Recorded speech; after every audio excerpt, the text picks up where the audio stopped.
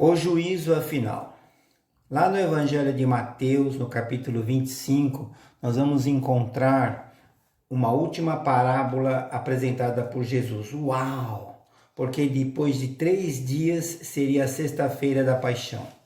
As traduções chamam essa parábola de juízo final, porque está quase no final do Evangelho e tem um ar de testamento, últimas palavras. Jesus vai dizer que lá no futuro haverá um encontro, uma pausa para todos. Será assim uma verificação para uma definição do destino a seguir. Jesus ilustra dizendo, assim como faz um bom pastor que para o bem do rebanho, quando necessário, separa as ovelhas para um lado, dos bodes para o outro, que essa é a ideia. Continua Jesus, o rei dirá àquelas ovelhas do lado direito, os bons, os justos, venham, venham possuir e herdar o reino dos céus, que vos foi preparado desde o início do mundo. Recebam as vossas recompensas. Explico o porquê. Tive fome e me deram de comer. Tive sede e me deram de beber. Estava nu e vieram me vestir. Estava sem teto e me deram um abrigo. Estava doente e vieram me socorrer. Estive na prisão e foram me visitar. Surpreso, os bons, os justos perguntam, quando tudo isso aconteceu? Quando fizemos isto a vós, que nem vimos e percebemos? O rei responde, todas as vezes que fizeram qualquer um dos meus irmãos pequeninos, frágeis, vulneráveis, foi a mim que o fizeram. E da mesma forma o rei vai até os demais, separados para o outro lado, e diz, retirai-vos daqui, ide ao fogo, quer dizer, ao remorso, ao arrependimento, porque tive fome, sede, estava nu, sem teto, doente, na prisão, e nada fizeram por mim. Então também muito perplexos perguntam, quando tudo isso aconteceu, nunca te vimos, Senhor. Uau!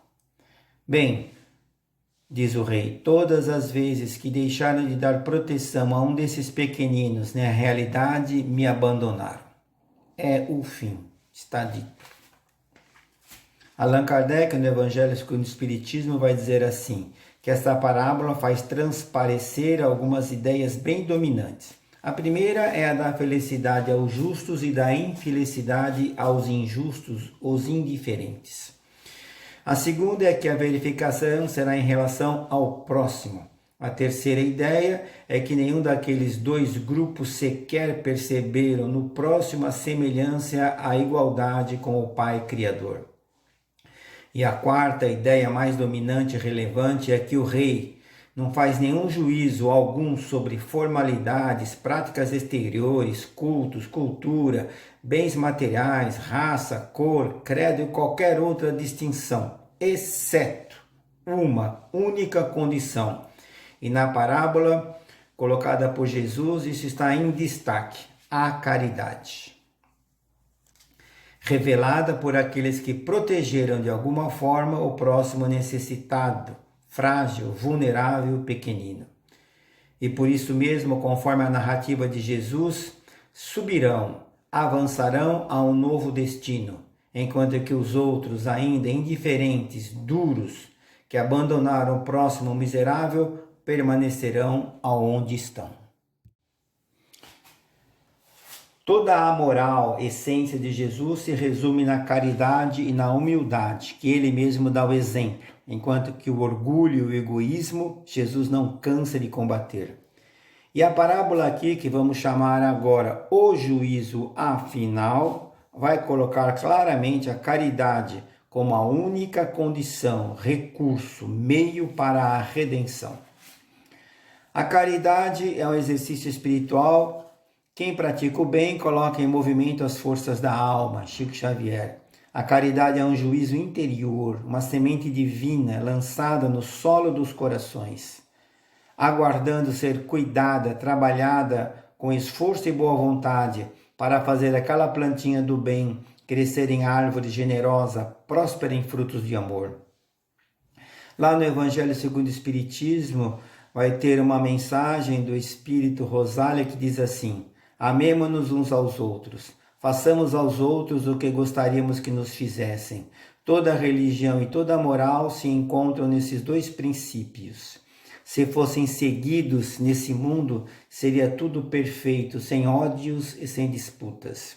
Nada mais de pobreza, porque do supérfluo da mesa de alguns se alimentariam muitos, e não veríamos mais, nos tristes lugares que habitei na minha última encarnação, infelizes mães arrastando consigo pobres crianças necessitadas de tudo. Ah, se soubessem que alegria experimentei quando aqui reencontrei aqueles a quem eu pude beneficiar. Ai, que desprezo, que desespero, porque muitos daqueles infelizes a quem recusamos o socorro, o alimento, a roupa, por vezes identificamos aqui um irmão, um pai, ou mesmo um amigo do passado, que afastamos para longe. Que desespero em reconhecer aqui no mundo espiritual. Está lá no capítulo 13. Sem a caridade não há a esperança, nem futuro melhor. Isso é o que está dizendo a parábola. A caridade é a virtude que sustenta todas as outras. Sem ela, as outras virtudes não existiriam. Tem uma outra mensagem lá no Evangelho segundo o Espiritismo, no capítulo 15, que é do Espírito Caritas. Caritas é caridade em latim. Chamam-me caridade e sou a rota principal que conduz a Deus. Fiz esta manhã minha caminhada e de coração angustiado venho a dizer quanta miséria, quantas lágrimas, quanto a fazer. Me fiz então no meio daquelas mulheres e lhes insuflei no coração, coragem, coragem, coragem. Então uma pobre mãe muito jovem que tentava amamentar uma criancinha tomou-a nos braços, estendeu-a no ar, como a me pedir proteção para esse pobre pequenino, porque em seu seio não havia mais alimento. Vi pobres homens sem trabalho, velhos sem amparo, todos atormentados pelo sofrimento das necessidades, humilhados pela miséria. Coração cheio de esperança, eu que nada tenho me fiz mendiga e fui por todos os lados estimular a beneficência, insuflar bons pensamentos aos corações generosos e compassivos. Caritas. Ninguém está a salvo enquanto todos não estiverem também a salvo. O exercício da caridade deve ser intenso, não apenas doando do que é supérfluo, mas até mesmo do que é necessário. Madre Teresa de Calcutá. O amor, para ser verdadeiro, tem que doer. É preciso dar até que isso machuque. Madre Teresa de Calcutá. Tudo o que temos chegou até nós como uma doação. E tudo o que doamos volta para nós como retribuição. Pastorinho. Toda cura real é um fruto da caridade. Chico Xavier. E Kardec coloca assim: os efeitos da lei do amor são o aperfeiçoamento moral da humanidade e a felicidade durante a vida terrena. Os mais rebeldes, os mais duros, os viciosos deverão se resignar, se regenerar quando virem os exemplos e os benefícios produzidos pela caridade. Essa parábola, o juízo afinal, a última de Jesus, apresenta explicitamente a ideia da caridade, da doação, do amor. Antes de partir, Jesus deixou um programa de fraternidade. A prática do bem, o exercício da caridade, as tarefas de solidariedade, as ações de fraternidade, fazer o bem, trazem dignidade, alegria, sensação do dever realizado, paz na consciência. Mas e se isso tudo fosse apenas o início, o alfa e o princípio? Bem, vamos tentar esclarecer um pouquinho o que pode vir a ser esse algo a mais, se é que vamos conseguir. Emmanuel vai dizer assim: ao lado da caridade que se manifesta exteriormente, nos diversos setores da vida, tem também a caridade essencial, moral, sem a qual não conseguiremos efetuar a edificação, a redenção de nós mesmos. No Fonte Viva, no capítulo 60, Emmanuel continua: é sempre reduzida a caridade que alimenta o estômago, mas esquece de perdoar as ofensas, que não se dispõe a servir, a colaborar, em suportar uns aos outros, em saber calar. Tem lá um livro de Emmanuel Chico Xavier que se chama Material de Construção. É isso mesmo, Material de Construção. E esse livro esse título retrata bem a ideia do Evangelho. O alto dá o material para a construção, e nós é que temos que subir a edificação da nossa paz e do nosso equilíbrio. Então, lá no capítulo 16, Emmanuel vai contar que se reuniram alguns ministros da fé, queriam encontrar as melhores traduções, textos do Evangelho de Jesus. Começaram a conversar então, e um deles lembrou de algumas obras antigas, traduções latinas. Outro falou de estudiosos que procuravam identificar as melhores expressões que Jesus se utilizou, e assim foi cada um dando a sua contribuição, até que, num determinado momento, um daqueles senhores que estava silencioso disse assim: olhem, a melhor tradução do Evangelho que eu conheço é a da minha mãe. Uau! Bum! Aquilo foi uma surpresa boa. Disseram assim: não sabíamos que a sua mãe se dedicava aos textos evangélicos e às traduções. Diz aí qual é o nome da obra dela para que possamos estudar também. Ele respondeu: acontece que minha mãe nunca escreveu nada. No entanto, ela traduziu as lições de Jesus para nós, seus filhos, com tais atos de caridade e sacrifício, com tamanha grandeza e humildade, com muito trabalho, que não nos foi possível esquecer o Evangelho de Jesus jamais. A reunião terminou ali. Não conseguiram mais continuar naqueles aspectos exteriores, que naturalmente são importantes, necessários, estudar, comparar os prováveis termos que Jesus usou. O próprio Allan Kardec vai fazer isso na introdução do Evangelho segundo o Espiritismo. Mas aquele indivíduo ali foi além, foi no cerne, foi na alma, foi na essência. A melhor tradução que eu já vi, que eu conheço, está lá em casa e foi a da minha mãe. Aquilo da minha mãe marca um filho, de uma tal maneira que vai fazer toda a diferença por toda a vida. Isso é vida transformando vidas. Isso é alma influenciando outra alma. É a melhor e mais real comunicação que se pode realizar. Emmanuel continua dizendo que a conversa tinha acabado ali porque abriu uma outra dimensão, que muitas vezes esquecemos, preocupados que estamos com a exterioridade, e por isso mesmo acabamos nos desviando da finalidade maior do Evangelho, onde de fato o Evangelho quer nos levar. Vai dizer Emmanuel que a nossa experiência do Evangelho não pode se resumir, se limitar em textos e palavras, mas em marcar vidas. Essa é a mensagem que está naquela parábola. Continua ainda Emmanuel: nós todos estamos escrevendo na Terra um livro, o livro das nossas vidas, que vai muito além dos 4 evangelhos, que se constitui sim num testamento de luz. Assim como a mãe daquele ministro da fé, existe também, diz Emmanuel, o 5º evangelho. Iau! Um evangelho inacabado, mas vivo, e que cada um de nós está escrevendo no próprio coração. É a cópia, a tradução de cada um, que só conseguimos escrever com os nossos testemunhos próprios, a fim de que nossas vidas sejam um dia também uma revelação de Jesus, aberta ao olhar e à avaliação de todos, sem que sejam necessárias muitas palavras na advertência e na pregação, só exemplos. Lá no Evangelho de João, no capítulo 8, no versículo 8, naquela passagem da mulher adúltera, tem um versículo que diz assim: Jesus seguia escrevendo na terra. Quem disse que Jesus escreveu?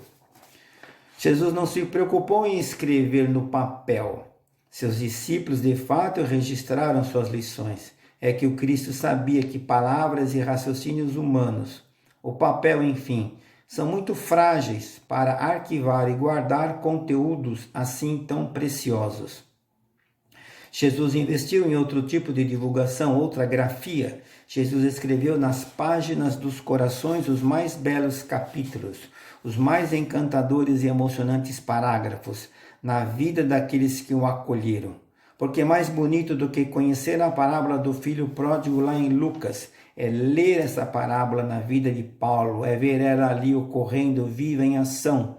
Os textos, as palavras, a narrativa deixam a dimensão teórica e nos alcançam, vão nos envolvendo de uma maneira bela, encantadora, deixando aquele ensinamento vivo, Jesus presente.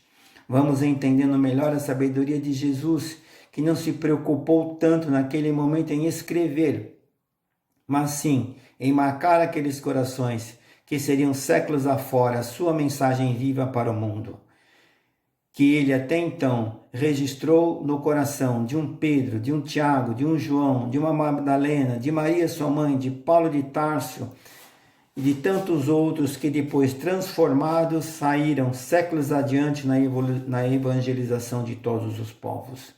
Essas foram as cartas do Cristo, seu grande legado. Por isso sua mensagem não morreu, o tempo não a consumiu, não a deteriorou, nem sequer arranhou. A caridade é a única tinta que temos para escrever em nossos corações e do próximo também. Sem a caridade, as páginas do livro das nossas vidas ficam em branco. Mais bem-aventurado é dar do que receber, diz o Paulo. Está lá em Atos. Lembrando bem o que a parábola está dizendo, dar. Possuímos aquilo que damos. Seremos ajudados pelos céus conforme ajudamos na terra. Em todos os lugares e situações, a caridade será sempre a fonte divina das bênçãos do Senhor. Dar o que temos é diferente de dar o que detemos. O que podemos doar do nosso coração? O que temos de nós próprios para dar? Emmanuel vai dar 5 exemplos, 5 reflexões. Caridade. Que espécie de emoção estamos comunicando aos outros? 2. Que reação provocamos no próximo? 3. O que distribuímos com os nossos familiares e companheiros da vida diária? 4. Qual é o estoque dos nossos sentimentos? 5. Que tipo de vibração espalhamos? Os programas do bem, as tarefas de solidariedade, as campanhas de fraternidade, enquanto socorrem os nossos irmãos frágeis, nos ajudam, nos ensinam a sermos bons, a escrever esse 5º Evangelho em nossos corações. A mensagem do Evangelho de Jesus Cristo, escrita por Ele nos corações, nas vidas que o acolheram, vem atravessando milênios. E essas outras vidas vêm, por sua vez, escrevendo em outros corações vivos. Paulo de Tarso, que escreveu as mais belas cartas. E olhem que aquele capítulo 13, lá em 1 de Coríntios, não é o mais belo, não. As mais belas cartas que Paulo escreveu se chamam Lucas, Timóteo, Silas, Barnabé e Eunice, foram as vidas que ele transformou. Porque ao escrever o 5º Evangelho, o nosso, as nossas próprias necessidades vão mudando. O que antes era um problema passa a ser uma bênção, uma oportunidade. André Luiz diz assim: o seu irmão caído é a sua carga preciosa. Quando se entende isso, se transforma. Isso é transformação. Paulo divulgava o Evangelho por onde passava, tendo como foco gravar em ao menos um coração, uma vida, a mensagem de nosso Senhor Jesus Cristo. Enquanto assim não fosse, ele não deixava e não partia daquele local. As cópias do Evangelho que Paulo legou foram cópias vivas. O trabalho fundamental do Evangelho é gravar a presença de Deus nos corações. Se assim não for, estaremos apenas repetindo experiências seculares que nós temos tidos com o Cristo e muitas vezes focadas muito nos 4 Evangelhos, mas completamente esquecidos do 5º Evangelho, a nossa cópia viva. Quais são os livros que mais nos marcaram? Quais serão os livros daquelas vidas que passaram como registro luminosos diante de nós? Quantos livros belíssimos Jesus não nos tem enviado em todos os tempos? Quantos livros vivos, cópias do Evangelho, não conhecemos? Alguém escreveu no coração de Bezerra o Evangelho do Cristo, se não foi ele mesmo. E Bezerra, por sua vez, vem escrevendo em outros corações. Francisco Cândido Xavier, o Chico de centenas de livros. Será que ele não é um livro tão ou mais belo do que todos o que ele registrou? O que exala do seu coração? O que dele é vivo para nós ainda hoje? Não é a sua humildade, sua caridade, ele que doou tudo sempre? E aqui na nossa casa, nossa presidente, nossa mãe, sua filha, nossa irmã, nossa amiga, não são cartas vivas do Cristo, que fazem todas aquelas lições de Jesus se tornarem bem compreendidas, que tocam nossos corações, nos envolvem, fortalecendo nosso ânimo, nossa boa vontade para a caridade e o amor? Não são elas o Evangelho vivo?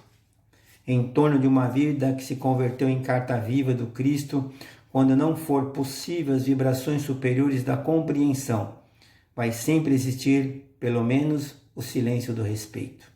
Diante de uma vida que é coerente entre o que fala e o que faz, até os mais céticos são obrigados, pelas evidências, a reverenciar. Porque o exemplo, o testemunho é uma tal força poderosa que irradia, que envolve. Foi Paulo quem escreveu assim: o reino de Deus não consiste em palavras, mas é um poder que irradia, é virtude que conquista, que penetra mesmo até a muralha mais resistente. As nossas vidas vão ser um dia a própria revelação de Jesus, aberta à aferição e ao olhar de todos, para que palavras não sejam assim tão necessárias. A melhor tradução do Evangelho que eu conheço é a da minha mãe. Foi assim que, após refletir na essência do Evangelho e nessa parábola do juízo final, que o senhor Allan Kardec, lá no capítulo 15 do Evangelho segundo o Espiritismo, elegeu como lema da doutrina espírita máxima: fora da caridade não há salvação. Ao que o apóstolo Paulo, em mensagem para Allan Kardec, escreveu também: essa máxima, gravada nos corações, garantirá que a humanidade jamais venha a se perder.